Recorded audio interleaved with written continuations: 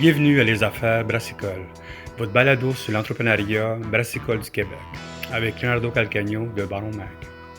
Bonjour tout le monde, ici Leonardo Calcagno des Affaires Brassicole. J'espère que vous allez bien. Bienvenue à notre nouvel épisode avec Inomalt. Comme vous savez, Inomalt, c'est une compagnie basée au Québec qui vous fournit du malt de qualité pour vos bières et pour d'autres produits avec du malt.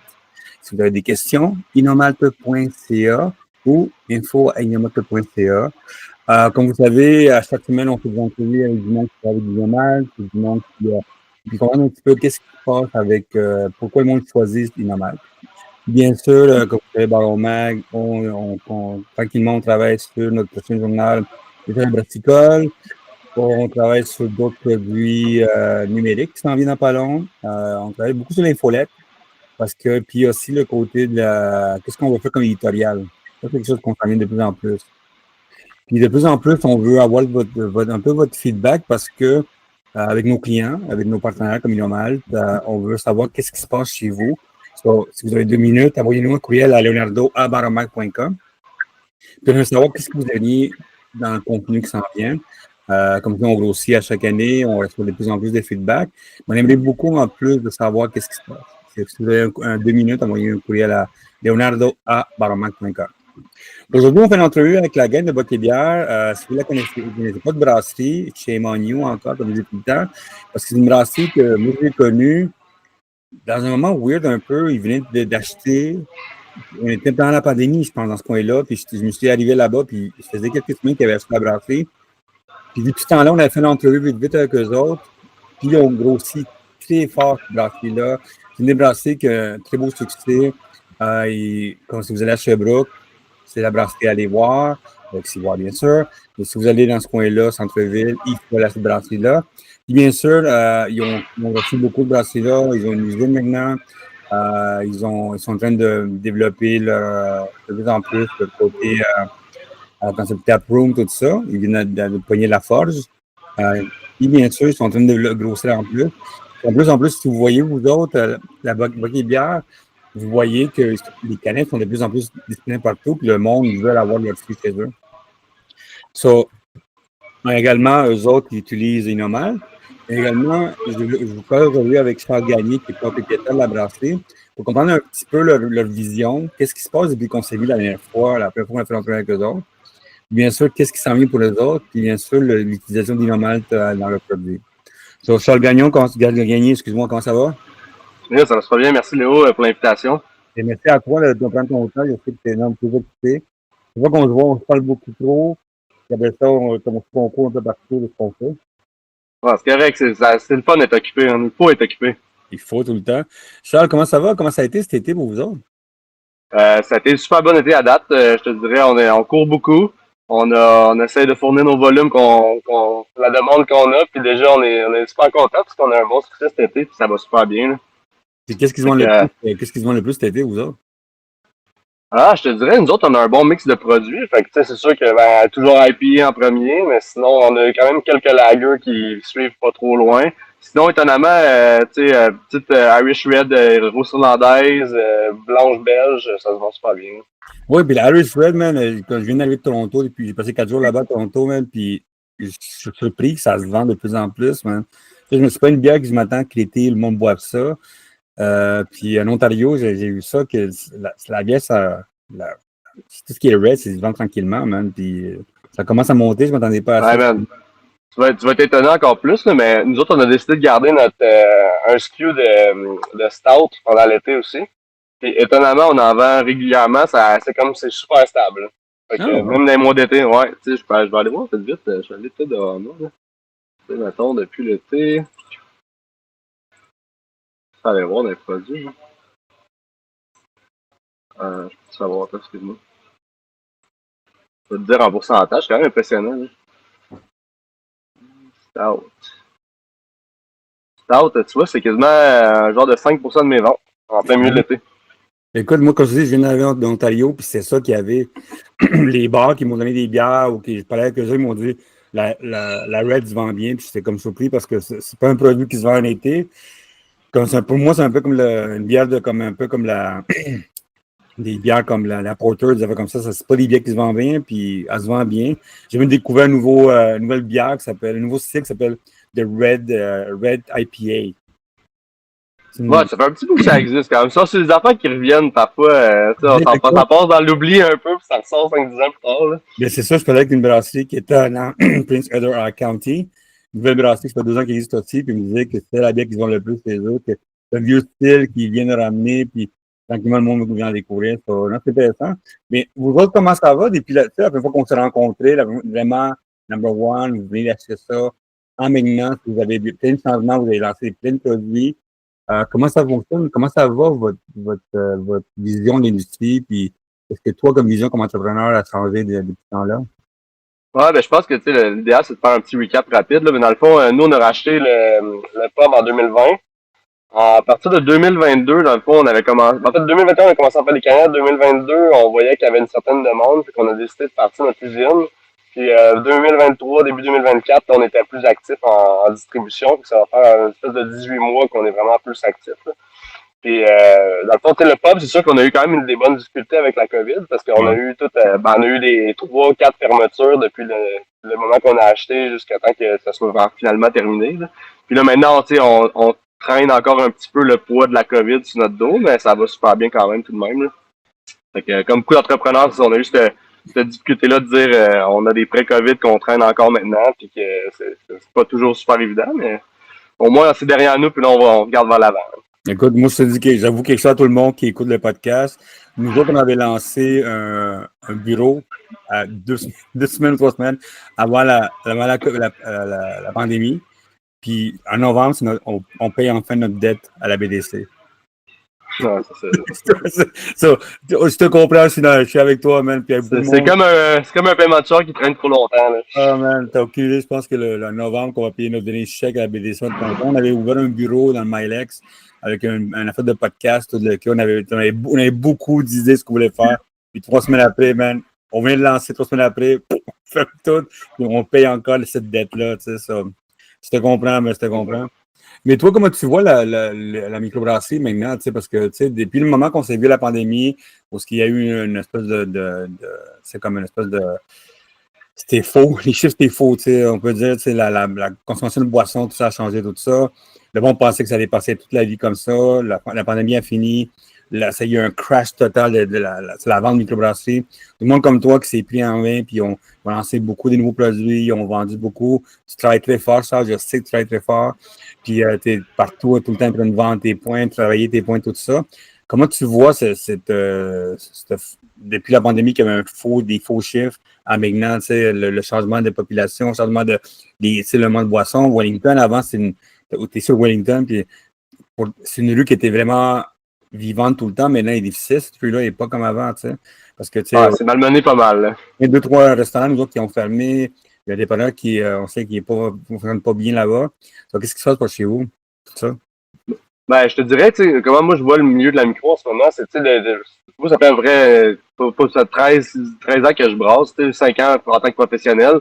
Puis, que, tu sais, j'ai toujours considéré qu'au final, il y a un énorme bassin de population qui ne boit pas de la micro en ce moment, puis qui doit se faire éduquer à se rendre là. Tu sais, fait que, souvent, les gens ils disent ah, le milieu de la micro va pas bien, c'est pas vrai. T'sais, on n'a jamais dépassé 15% des parts de marché de la bière. Fait que, on a encore beaucoup de travail à faire pour aller éduquer les gens, éduquer le consommateur, puis les amener avec nous dans boire mieux au final. Parce que de la bière, il s'en va énormément. Puis souvent, le monde, ce qui arrive, c'est qu'ils vont boire de la bière commerciale ou de la bière de moins bonne qualité. Il faut juste les amener vers une qualité qui est meilleure. Nous, la vision qu'on a, c'est vraiment d'aller dans un excellent rapport qualité-prix. Fait que, on essaie de vendre pas trop cher, d'amener le client qui est peut-être pas habitué de consommer de la micro vers de la micro. Souvent, nous autres, on le voit vraiment comme de pair. Au final, on veut aller chercher ces consommateurs de bière-là, puis développer leur saveur, développer leur goût. Puis des fois, il y en a qui savent même pas c'est quoi de la bière de micro, ils ont jamais goûté. Puis c'est peut-être des excellents clients pour nous ou pour d'autres. Puis je crois que nous autres, en convertissant des clients, mais on vient aider aussi tous les autres micros. Parce que des fois, justement, la personne en découvrant, elle essaie d'autres choses, elle travaille les ventes de tout le monde. Okay. C'est ça qu'on s'en va. Puis vous autres, comment vous avez fait avec tu sais, comme tu sais, avant la pandémie jusqu'à maintenant, les prix ont changé beaucoup. Tu sais, comme tu sais, le houblon a changé, a monté, le malt quand même a monté, les canettes ont monté, tout a monté comme partout dans le monde. Comment vous faites pour garder la qualité, le bon prix, tout ça, malgré qu'il y a une pression à la baisse, c'est des prix, tu sais? Ben, tu sais, au final, nous, comment on l'a traité, tu sais, moi, j'étais brasseur, maintenant, je le suis plus, tu sais, j'ai un brasseur avec moi, puis moi, j'ai concentré vraiment mon travail à qu'est-ce qu'on peut améliorer, tu sais, puis on est dans l'amélioration continue en permanence, puis grosse partie de ces améliorations-là, c'est des améliorations de coût. Fait que, tu sais, au final, ma job à moi, c'est de voir comment on est capable de produire mieux pour moins cher, tu sais. Puis, tu sais, j'ai mon partenaire Étienne avec moi qui est très bon aussi en tout ce qui est finance, comptabilité, puis on prend souvent le temps de regarder sont où les erreurs qu'on fait, comment on peut s'améliorer, c'est quoi aussi des fois les ratios dans notre industrie, c'est qui est meilleur que nous, puis voir comment on est capable de travailler chaque petit point, des fois que ce soit de perdre moins de volume ou d'avoir moins de pertes de produits, moins de retours, puis travailler en fait tous ces aspects-là tout constamment. Est-ce que c'est dans l'achat d'équipement ou c'est vraiment en travailler différemment, comment ça s'appelle ça, comment on travaille chaque jour, tu sais, vraiment la production. Tu sais, souvent, quand je vais voir des brassées, souvent, ce qu'ils vont passer, la personne faisait 1 an qui part, qui regarde le monde, savoir où sont les pertes, où sont les affaires comme ça. C'est vraiment dans les deux ou c'est comment ça fonctionne pour toi que ça améliore tes coûts de volume? Ah, ben, je te dirais que c'est vraiment les deux dans le sens où on a fait quand même l'achat d'équipement depuis 2 ans ou que, tu sais, des fois, ce que nous autres, on travaille souvent, c'est on regarde le payback de l'équipement. En fait, là, tu sais, si je sais que je vais sauver un 5% de volume en achetant quelque chose, ben, tu sais, ce 5% de volume-là, ça prend combien de temps à le rembourser au final, là? Fait que, tu sais, on travaille beaucoup de petits projets. Des fois, il y a des super gros projets, des moyens projets puis des très petits. Là, tranquillement, pas vite, on tombe plus dans les très petits, mais tu sais, au final, une petite amélioration par jour, ça vient nous aider à garder nos coûts bas puis à offrir dans le fond, le meilleur à nos clients. Tu sais, au final, l'objectif, c'est ça depuis 2 ans, c'est que le client soit satisfait, autant le détaillant que le consommateur. Et que, tu sais, on travaille très fort avec nos détaillants aussi pour être sûr que leur simplifier la vie, simplifier les tâches, être sûr qu'il ne manque pas de produits, que les tablettes soient pleines, que ça vende, que ça tourne. Puis, c'est l'objectif au final. Ça te manque pas de brasser, toi? Parce que je sais qu'au début, c'était un producteur, ça manque beaucoup. Est-ce que ça te manque ou pour l'instant, c'est comme t'as trop de job pour l'instant, puis on verra après? Ah, ben, tu sais, j'ai eu la chance que mon brasseur était en vacances les 2 dernières semaines. Fait que j'ai eu la chance de rebrasser un petit peu, man, mais non, je m'en ennuie des fois, mais une fois que tu le fais, tu sais que c'est du l'ouvrage pas mal, puis c'est un bon travail, ça demande beaucoup d'efforts, là, fait que non, ça me manque, mais pas tout le temps. Concernant les bières que vous produisez, vous autres, c'est beaucoup des produits locaux, c'est des produits par salon les prix, c'est quoi de votre vision l'année de ça? Ben, en fait, nous, on a la même vision depuis le début, avec que ce soit notre pub, dans le fond, ou notre usine, tu sais, j'ai toujours voulu prioriser les produits locaux si la qualité est aussi bonne et que le prix est sensiblement le même ou même un petit peu plus, c'est pas grave, là, dépendamment. Là. Puis, c'est un peu ça qui s'est passé aussi avec Inomalt. Tu sais, ils sont capables d'offrir un malt d'une aussi grande qualité que l'Europe à un prix qui est inférieur. Fait que, tu sais, dans ma tête, c'est un no-brainer dans ce temps-là. Puis c'est la même chose souvent, tu sais, aussi avec la nourriture au pub. Tu sais, on a un menu qui est quasiment 100% local, ben parce qu'on est capable de trouver des équivalences des trucs qui sont aussi bons, sinon meilleurs que des produits importés ou qui viennent de l'extérieur, puis qui sont moins chers. Fait que, tu sais, au final, on veut travailler un écosystème dans le local avec nos voisins et nos fournisseurs. Donc ça, depuis le début, je me rappelle, on parlait de ça quand tu as commencé à lancer ton pub, puis tu avais le côté, c'est l'écosystème, puis c'est important pour toi. Vous, Inomalt, c'est quoi le pourcentage que vous utilisez d'Inomalt dans vos produits, vous autres?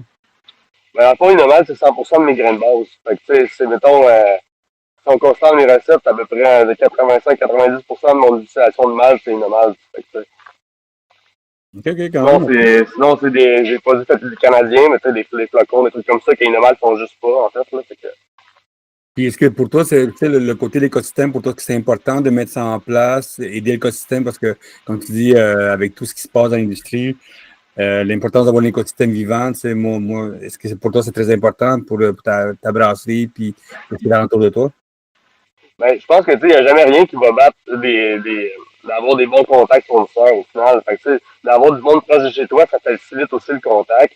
Puis, tu sais, souvent, moi, je dis, souvent, je suis même pas une compagnie, je vais suivre une personne. Là. Fait que des fois, il y a des représentants de compagnie qui vont switcher, puis je vais switcher avec eux juste parce que, tu sais, au final, ce que tu veux, c'est un contact client, puis tu veux un service, là. Fait que, Puis dans l'industrie où on est, dès que tu tombes dans de la production, c'est important d'avoir du monde qui sont fiables. Tu sais, Innomal, c'est un peu ça au final pour moi. J'étais à un coup de téléphone, mais quand j'ai une problématique, ben ils peuvent le régler rapidement. Puis ça va faire 5 ans maintenant que je travaille avec eux au niveau professionnel, puisqu'avant c'était au niveau personnel, là, c'était vraiment comme brasseur amateur. Puis maintenant c'est tellement facile de travailler avec eux.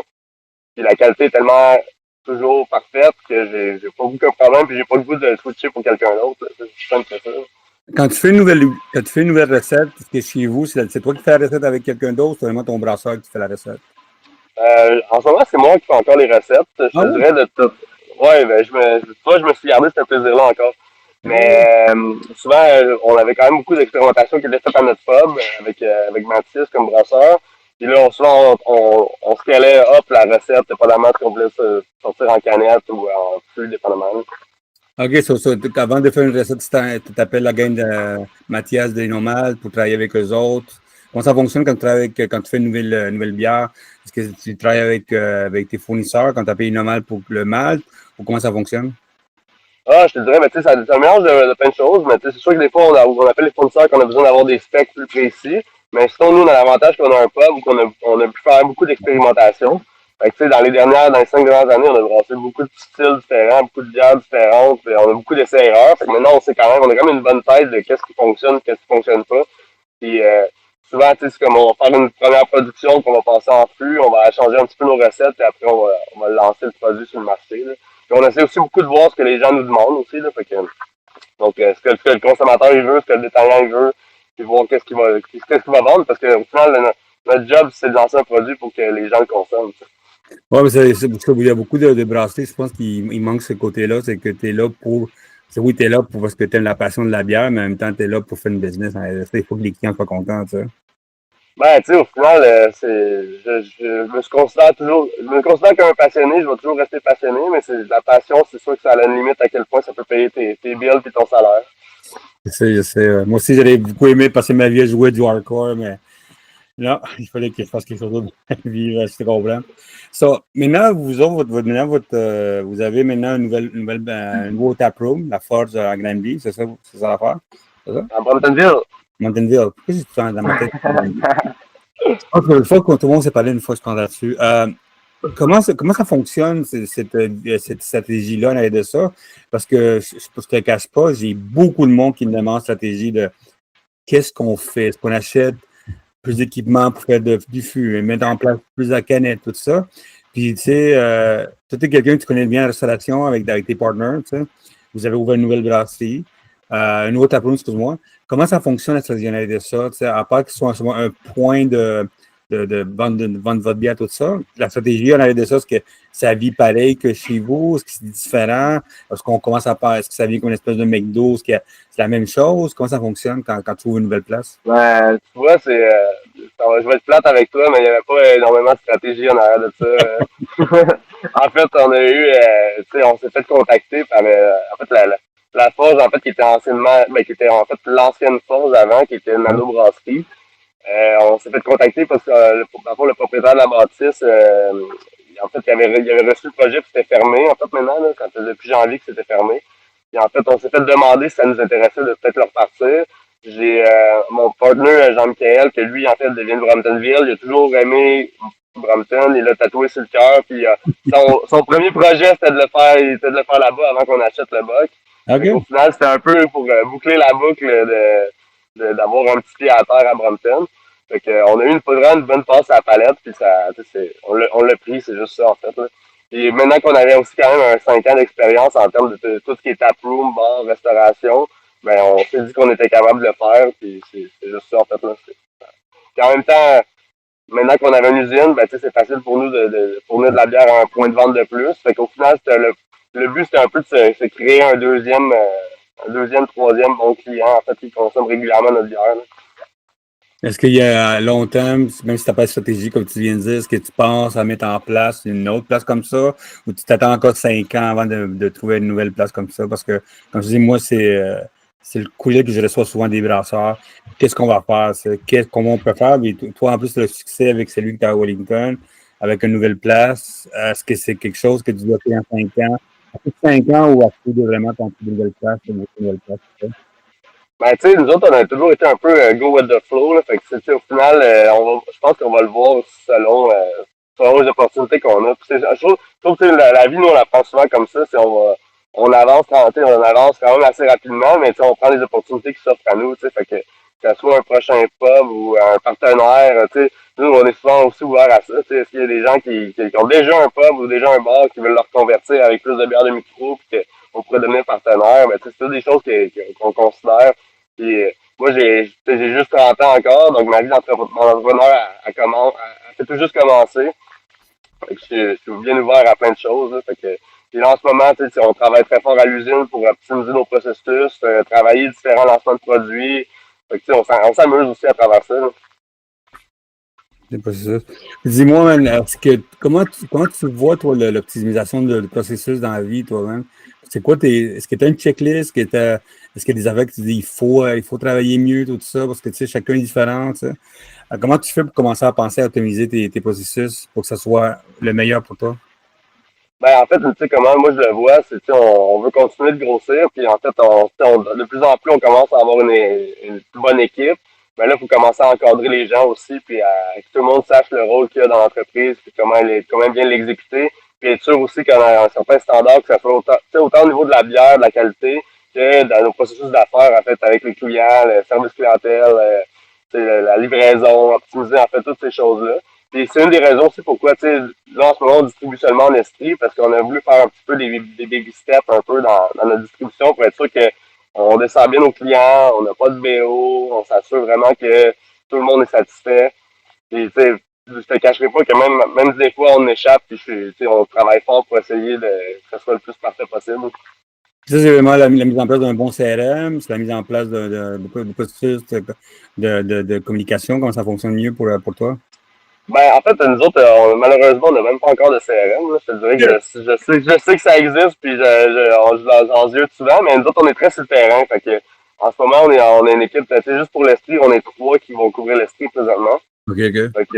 Fait que c'est sûr, on est dans nos magasins environ à chaque semaine ou à chaque 2 semaines pour s'assurer que tout le monde est content et que ça fonctionne bien. Fait que c'est quand même beaucoup de temps. Fait qu'éventuellement, c'est de voir comment on est capable de se dupliquer et optimiser nos processus, justement, pour en faire plus avec moins.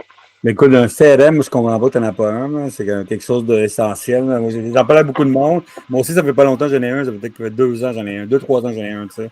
Je sais que c'est du gossage parce qu'il faut le faire tout le temps. Ben, je te dirais, ce qui nous aide beaucoup en ce moment, c'est on travaille beaucoup avec Pivot Hub. Ouais. Fait que tu sais, Pivot Hub, ben, il peut faire l'office de CRM aussi, mais tu sais, on a quand même des rappels de tu sais, les clients qui seraient dû pour commander, puis voir un peu justement gérer nos inventaires, gérer plein de trucs. Fait que, OK. Toi, est-ce que tu as une vision à long terme de mettre en place le 473, le 355? Comment tu vois l'avenue? Est-ce que tu penses que le 12 pack, c'est quelque chose qui s'en vient pour toi aussi? Est-ce que tu penses parce que tu sais, quand tu es sur le terrain tout le temps, tu sais, tu parles des détaillants en personne, tu sais, qu'est-ce que tu vois en dehors, on parle en dehors des maxi puis tout ce gros monde-là? C'est quoi que tu vois en arrière qu'est-ce qui se passe dans l'industrie, tu sais, les acheteurs, à part le côté qui veulent avoir des bonnes bières pour pas cher, tu sais? ouais, ben, je te dirais, tu sais, en fait, quand on a commencé à faire la canette au pub en 2021, moi, j'étais parti en 355, je sais pas si tu te Ah, rappelles. Là. je m'appelle, hein. Mais moi, je lisais beaucoup les tendances du marché, puis moi, j'adorais le format. En fait, j'adore encore le format 355. Malheureusement, c'était pas ce qui se vendait. À ce moment-là, du moins. Là. Fait que le jour qu'on a fait le switch en 413, on s'est mis à vendre plus. Que ce OK. soit plus facile. Le client, il est quand même drillé à acheter de la viande micro en 413. Je pense que tranquillement, pas vite, le chiffre se refait. La seule erreur que je voulais pas faire, c'est que je voulais pas être le premier qui soit investigué, ben pas investigué, mais à pousser ce trend-là au Québec. Fait que, tu sais, probablement qu'on va éventuellement faire le switch sur certains produits en 355, mais je voulais être sûr que le marché soit mieux établi, OK. que le consommateur soit plus prêt à acheter dans ce format-là. Tu sais, justement, là, en ce moment, le monde sont beaucoup dans tout ce qui est mix pack. Sauf que mix pack, ça me requiert quand même un certain volume. Ouais. Ça requiert encore là, de l'investissement. Fait que, je veux dire, on n'est pas encore rendu là. On se dit quelques 355 pour des produits peut-être en 2026, mais ce sera pas notre grand cheval de bataille. Est-ce que la nano et la sans-alcool, c'est un produit qui s'en vient pour vous autres de plus en plus? Parce que, tu sais, vous avez un bar, bien sûr, que le monde, c'est sûr que vous demande, c'est sûr. Et toi, bien sûr, tu te promènes un peu partout, voir qu'est-ce qui se passe. Est-ce que c'est un produit qui s'en vient pour chez vous? Ouais, ben en fait, tu sais, je te dirais, le sans-alcool, c'est quelque chose qui vient me fatiguer depuis longtemps. Là, puis, tu sais, à un moment donné, on manque de temps pour faire tous les projets qu'on aimerait faire. Ça, c'est l'autre affaire. Mais en fait, en ce moment, justement, je regarde. C'est sûr que je vais lancer des produits d'alcool prochainement.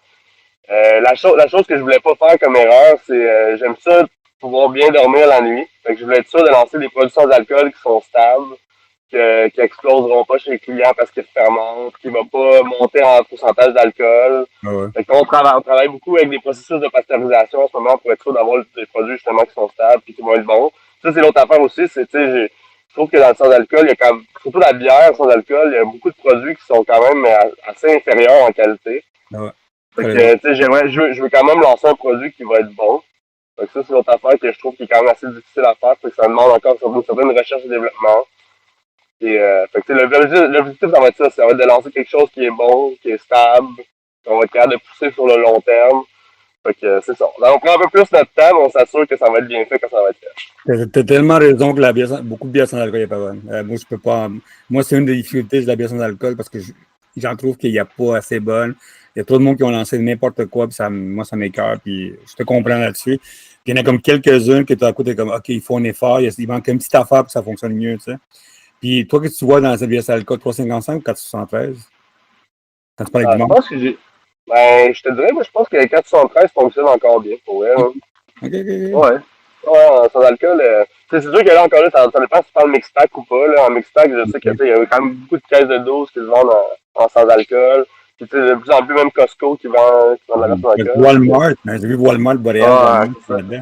Ben, tu sais, l'affaire qu'il faut pas oublier aussi, que moi, je trouve qui est intéressant avec le sans alcool, c'est que ça permet d'avoir différents canaux de distribution aussi. Ouais. Fait que, tu sais, tu peux l'envoyer par la poste, tu peux le vendre en ligne, tu sais, tu peux avoir des distributeurs alimentaires qui l'utilisent puis qui le vendent dans les restos, dans les bars, partout. Fait que c'est sûr que c'est, avec la bière, des fois, on est plus limité dans nos canaux. Fait que là, ça vient créer une nouvelle dynamique aussi. Tu sais, tu peux le vendre sur Amazon, ça te tente, ça, c'est comme, il n'y a plus de limite. C'est sûr que le poids est tout le temps la problématique. Le poids, man, d'envoyer n'importe quoi, man, c'est. Je pense que c'est le Ah, gros problème. ça, c'est un autre, c'est ça, c'est un défi, hein, ça. Toi, là, à long terme, disons, l'année, on est déjà sixième année, on est déjà mois d'août, vous n'avez pas longtemps. Comment tu vois l'année qui s'en vient? Parce que, tu sais, tu as passé l'année déjà, tu me dis que tes pieds se vendent bien, tout ça. Il te reste 5 mois à peu près pour finir l'année, 6 mois à peu près, 5, 6 mois pour finir l'année. Qu'est-ce que tu aimerais voir, toi, à long terme, dans l'industrie en soi? Qu'est-ce qu'on pourrait faire de mieux? C'est sûr, on a des fermetures qui s'en viennent. Je viens de parler de 2 autres brasseries ce matin qui vont fermer. Mais toi, comment tu vois, toi, dans court terme ou à long terme, de qu'est-ce qu'on pourrait avoir besoin pour continuer cette industrie-là? Moi, ce que je te dirais que je souhaite à l'industrie pour la prochaine année puis pour les années qui s'en viennent, c'est de s'unifier un peu pour aller démocratiser la bière de micro dans le grand public, en fait. Fait OK. que, tout ce qui est festival, salle de spectacle, nous, on a commencé à travailler avec des excellents partenaires à Sherbrooke et en Estrie, justement, que c'est des salles de spectacle qui commencent à avoir des produits locaux. Après, ça va un peu exploser tout à l'heure. Ça demande une certaine stabilité, ça demande des bons processus d'affaires, et tout, que les gens sont satisfaits, qu'ils ne manquent pas de stock. Mais ce que je souhaite à tout le monde, au final, c'est justement de rentrer dans ces places-là qui vont faire, connaître notre industrie, connaître nos produits, qui nous permettent après de vendre les détaillants. T'sais. Parce qu'au final, moi, ce qui me fascine à chaque jour, chaque semaine, c'est je suis à Sherbrooke, ça va faire 5 ans que j'ai repris l'entreprise. Il y a encore plein de monde qui ne nous connaissent pas. Hein. Ouais. Il y a encore plein de consommateurs de bière qui ne nous connaissent pas. Fait que on fait un travail de longue haleine de se faire connaître. Fait que, surtout dans le temps de d'ouvrir un nouveau pub, faire connaître le nouveau pub, d'aller chercher les clients, sortir les gens de leur espèce de routine. Fait que, ça va toujours être ça le défi. Puis ça, cette game-là, elle se passe sur le terrain. Fait que, il faut être présent sur le terrain, il faut se faire connaître. C'est un travail de longue haleine. Qu'est-ce que tu penses qu'il manque chez les détaillants spécialisés? Des fois, on a beaucoup de fermetures qui s'en viennent, il y a beaucoup d'affaires. Vous avez des bons détaillants chez vous. C'est vraiment des bons détaillants de bières spécialisés. Qu'est-ce que tu penses qu'ils pourraient comme, améliorer eux autres ou qu'est-ce qui pourrait être intéressant pour les autres maintenant que, tu sais, il doit se battre avec les gros, tu sais, qu'est-ce qu'il pourrait faire de mieux dans ta vision, peut-être pas mieux, mais peut-être qu'il manque une petite affaire qui pourrait aider à la vente, hein? Ben, moi, honnêtement, je pense qu'il n'y a même pas de secret tant que ça. C'est, tu sais, quand j'étais plus jeune, j'ai travaillé dans une boutique de bière et vin qui est à Sherbrooke, le Vinestrie, tu sais, puis qui vendent d'ailleurs les produits nomades pour les brasseurs amateurs. Puis, tu sais, au final, ce que les gens vont chercher dans un magasin spécialisé, c'est du conseil. OK. Fait que t'as besoin juste de montrer, je dis comme si c'était très facile, mais t'as besoin de bons conseillers. Ouais. Au final, les gens, ce qu'ils vont vivre, c'est pas d'aller acheter la bière la moins chère. Ils veulent se faire conseiller, ils veulent se faire guider vers des nouveaux produits, vers des choses qu'ils connaissent moins. Ils veulent une belle expérience. T'sais. Puis moi, je me rappelle, justement, quand j'étais plus jeune, j'ai des clients qui venaient, ils me jasaient pendant une demi-heure, puis ils se sentaient mal parce que finalement, ils venaient rien acheter, ils venaient juste me jaser à moi. T'sais. Mais moi, je pense que le détaillant spécialisé, c'est un peu ça au final. C'était faut que les gens aient le goût d'y aller, de jaser longtemps, en partir avec 4-5 bières, puis vouloir aller être dans un mode de découverte. T'sais. Puis au final, c'est aussi un peu comme comment on est capable d'amener les consommateurs justement qui consommaient pas de bière ou qui consommaient de la bière commerciale vers des produits plus de niche ou plus spécialisés. T'sais. Est-ce que tu vas faire encore tes journées de. Tu sais, je me rappelle qu'avec Nicolas Raté, tu faisais ça, des événements chez vous. Est-ce que vous allez faire encore ces événements-là? Tu t'es invité le monde pour ça? Nénic, c'est un partenaire, mais c'est aussi un ami. Fait que c'est sûr qu'on va continuer de faire des trucs ensemble. Là, je pense que justement à l'été, tout le monde est dans le jus. Fait que là, on a un peu moins de temps, là, mais à l'automne, souvent, on prend le temps de se contacter puis voir ce qu'on peut faire ensemble. C'est juste rajouter rapidement aussi sur quand je parlais des terrains spécialisés, c'est j'avais parlé avec quelques spécialisés à la MBQ l'année dernière, puis j'avais aimé ça. T'sais. Autant il y a des gens qui ont pas aimé certains produits, mettons, qui ont sorti dans les dernières années, des trucs au bonbons, des trucs un peu plus flyés. Sauf que il y a des terrains spécialisés qui m'ont dit que ça a été vraiment un blessing pour eux, ces produits-là, parce que ça a rentré des clients qui étaient jamais venus avant. Fait que tu sais, ça a réussi à déplacer des gens, puis il dit ça a été une porte d'entrée pour justement conseiller ces gens-là vers d'autres produits qui sont peut-être plus, je ne sais pas comment le définir, mais peut-être plus puristes, mettons. Là. Ouais, mais le sucre, man, amène du monde tout le temps. Sugar, man, c'est fou, tu sais, comment ça amène du sucre, ça amène du monde, man. Fait que tu sais, au final, c'est comment tu rentres quelqu'un dans la porte, puis après, c'est comment tu le gardes, là, c'est avec l'expérience client et les produits que tu veux ça y vendre. Là. OK, mais c'est cool. Mais écoute, Charles, merci beaucoup pour ton temps. Je sais que tu es un homme très occupé. Merci beaucoup pour ton temps ce matin. Écoute, on va se voir dans pas long. Ma femme est une Sherbrooke. Je passe souvent par chez vous. J'essaie tout le temps de passer par chez vous quand je vais te voir. Est-ce qu'on se voit dans un festival proche ici? Est-ce que tu t'en vas au festival de la grande... comment ça s'appelle ça? La grande coulée? Non, on n'est pas là. On est malheureusement pas là cette année, mais on a pas fait beaucoup de festivals cet été. On a fait vraiment ce qui était très local pour nous. On savait qu'on serait assez occupés. Tu sais, là, on avait notre équipe était occupée. On voulait pas nécessairement avoir à réengager puis former pour des festivals cet été. Fait qu'on s'est concentré à faire ce qu'on faisait bien, puis on verra pour la prochaine été. Là. Est-ce que tu veux faire la fête Centro, whatever? Ça, c'est un événement que vous faites, vous autres? Ben là, c'est ça, on vient de passer en fin de semaine, il y avait Bouffe ton Centro, qui a été un grand succès. Dans le fond, ils ont battu le record d'achalandage depuis les 12 dernières années. C'est un très beau festival, man. Ouais, c'est ça. Sinon, on avait le Cher Blues aussi, qui a été encore une fois super incroyable. Là. C'est 3 jours malades pour nous autres. C'est plein sans arrêt, puis on était dans le gros jus. Mais c'est vraiment le fun. Parce qu'en plus, les Sherbrooke, souvent, c'est plus tranquille l'été. On a pas beaucoup de tourisme. Et on a quand même une ville étudiante qui manque beaucoup de gens pendant l'été, mais au moins on a la chance d'avoir ces événements-là qui vient pader un petit peu justement un temps qui est plus tranquille. Là. Ben ça, mais écoute, merci beaucoup Charles pour ton temps. Puis on se voit dans pas long, bien sûr. Yes, merci Léo, hein. Bientôt. Merci. Merci tout le monde d'avoir écouté les Affaires Brassica, le spécial Inomalt. Inomalt, c'est une compagnie basée au Québec qui vous offre du malt de qualité québécois pour vos bières. Si vous avez des questions, info@inomalt.ca ou directement à inomalt.ca. Mon nom, c'est Leonardo Calcagno de Les Affaires Brassicoles. Si vous avez des questions, vous savez où est-ce que je suis, leonardo@inomalt.com. Merci beaucoup de vous abonner à notre infolette payante et notre infolette régulière. Merci beaucoup et à la prochaine.